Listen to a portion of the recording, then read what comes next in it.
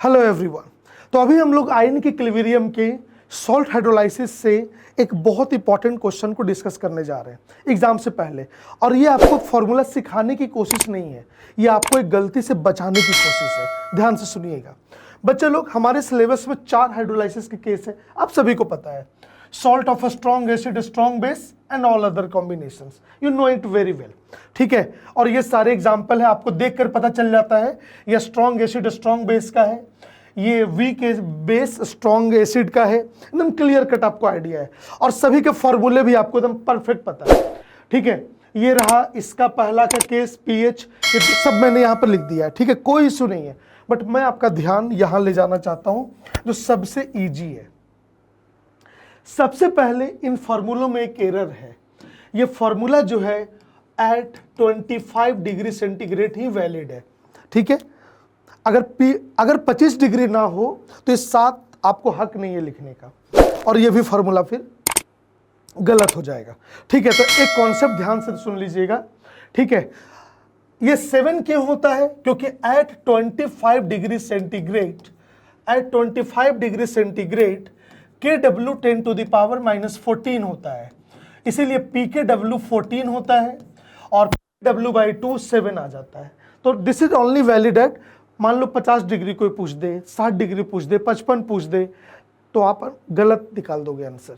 90 पे 10 to the power -12 पर रट के बैठे होते हो, ऐसा एग्जैक्ट कुछ होता नहीं है, ठीक है। हम आगे आते हैं।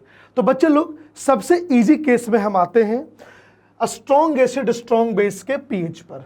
तो जनरली पूछोगे तो सीधा लिख देगा pH = 7, बिल्कुल सही है। बट फिर एक गलती है, this is only at 25 degree centigrade, ये जनरल फार्मूला नहीं है। तो ध्यान से नोट करके रखिएगा, आपकी में स्टेटमेंट बेस्ड क्वेश्चन आता है तो कहीं गलती न करवा ले, न्यूमेरिकल तो नहीं आएगा, बेसिक क्वेश्चन आएगा। तो होगा क्या, एक्चुअली जैसे NaCl है, ये किससे बना है मिलकर? Na+ से और Cl- से, ठीक है। ये कहां से आया है? स्ट्रॉन्ग बेस से। ये कहां से आया है? स्ट्रॉन्ग एसिड से।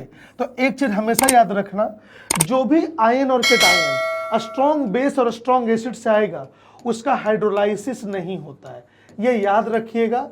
ये आपको बहुत काम देने वाला है आयनिक में, हालांकि मैं सब कुछ नहीं बताने जा रहा। तो होता क्या है, जो पानी का पीएच है वही इसका आंसर होगा, ठीक है। तो इसका टेक्निकली पीएच 7 लिखना गलत है, इसका पीएच क्या होगा?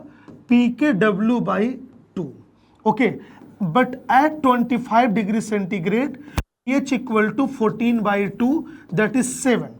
अगर टेम्परेचर बदला तो KW बदलेगा, और KW बदलेगा तो PKW बदलेगा, और PKW बदलेगा तो टेम्परेचर बदलेगा, सॉरी pH बदलेगा।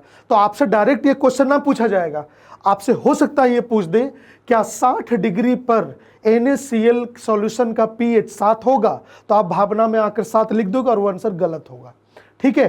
तो ये हमेशा याद रखिएगा।